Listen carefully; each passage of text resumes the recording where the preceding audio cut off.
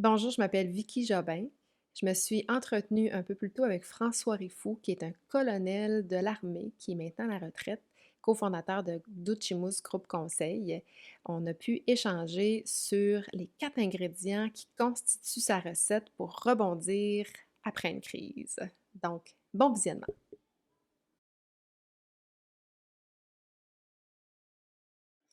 Bonjour François Rifou. Bonjour. Colonel retraité de l'armée 22e régiment, maintenant cofondateur de Duchimus Groupe Conseil avec tes deux confrères François Lafont et Richard Giguère.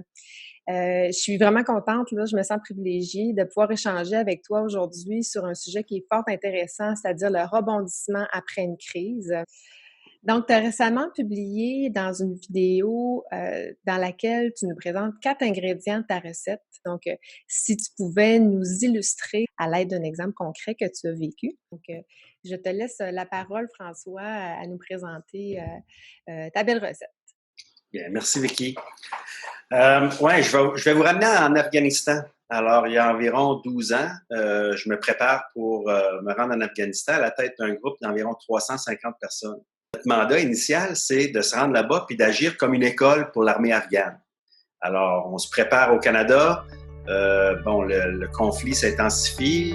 Il y a des pertes canadiennes. Mais nous autres, on se sent un petit peu à l'épreuve de tout ça parce qu'on ne s'en va pas nécessairement dans le feu de l'action. On s'en va préparer des soldats afghans pour cet environnement-là. On arrive sur le terrain. Notre mission change le jour que j'arrive sur le terrain.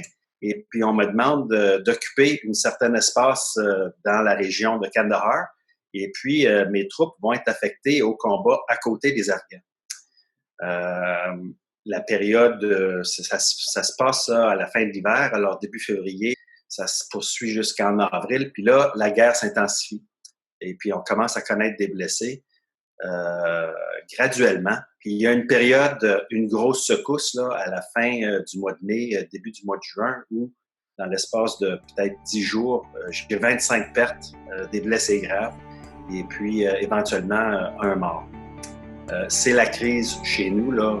C'est 10% de notre effectif là, qui est retiré de l'opération. Et puis, tout le monde est en état de choc.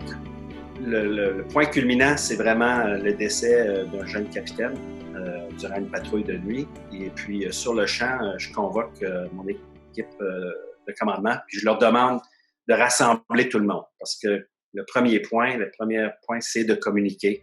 Puis de communiquer de manière opportune, ça veut dire en bon temps, et des faits. Qu'est-ce qui s'est vraiment passé? On veut taire les rumeurs. OK?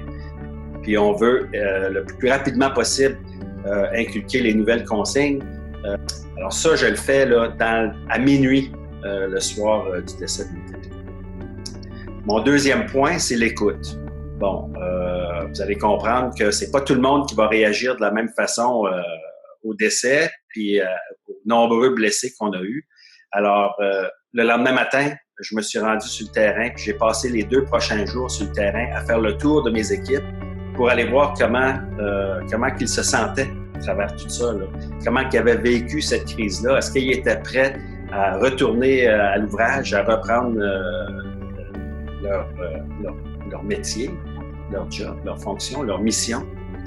Est-ce qu'il y avait des craintes? Est-ce qu'on avait les bons équipements? Une fois qu'on a fait ce bilan-là, il faut réaffecter nos ressources. Alors, il y a du monde qui ne seront pas tout à fait prêts à reprendre le boulot. Bon, comment qu'on peut s'en servir? Il faut tout de même accomplir la mission. Alors, il faut regrouper nos équipes afin de poursuivre notre mission. Et ensuite, la dernière étape, peut-être la plus importante pour le chef, c'est de voir à réajuster la mission et puis à la relancer. Là. Tu sais, vous devenez le chef, là, c'est lui il faut constamment répéter puis renforcer cette mission-là qui a été ajustée en fonction du contexte.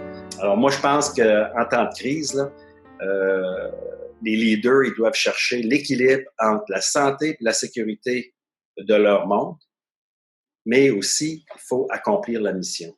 Nous, dans l'armée, on avait toujours comme notion là, que c'est la mission, c'est mes hommes et mes femmes, et ensuite moi-même. Alors, c'était nos 3 priorités. Moi, je suis une fille de santé, puis j'écoute ton histoire, puis j'aimerais savoir, à travers ça, quand on gère une crise comme ça, il y a eu mort d'homme, j'imagine que les troupes sont émotives. J'imagine que toi aussi, tu vis ça de façon émotive, puis que c'est pas évident pour le colonel d'avoir à gérer la crise en même temps de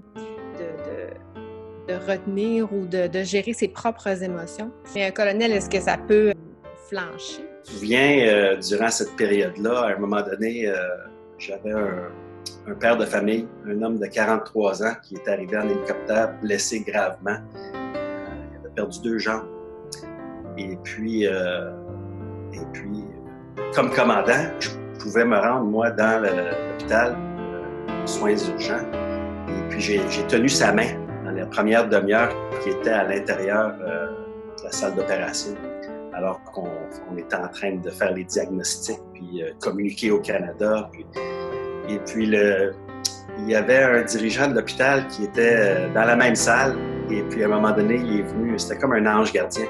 Il est comme venu se mettre sa main sur mon épaule, puis il m'a regardé, puis il a dit « Colonel, je pense que vous devriez venir avec moi un petit peu, on va aller prendre un verre d'eau. » Puis il m'a assis dans une salle. J'étais prêt, j'allais pas perdre connaissance, là, mais j'allais peut-être perdre le contrôle de mes émotions. Puis oui, un colonel, ça pleure. Le même soir, j'ai dû appeler l'épouse de mon collègue là, pour l'informer. Là. Puis, j'ai pris force là, de ce petit passage-là, là, de cet ange gardien-là qui est venu mettre sa main sur mon épaule et qui m'a aidé à passer à travers.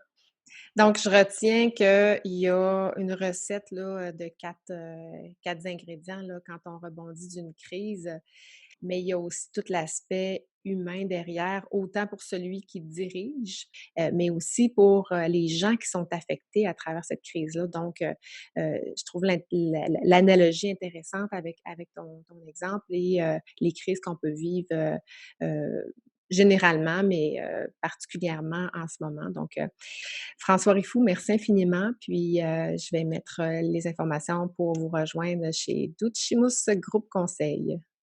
Et merci Vicky, puis je souhaite bonne chance à tout le monde dans les jours et les semaines à venir. Au plaisir.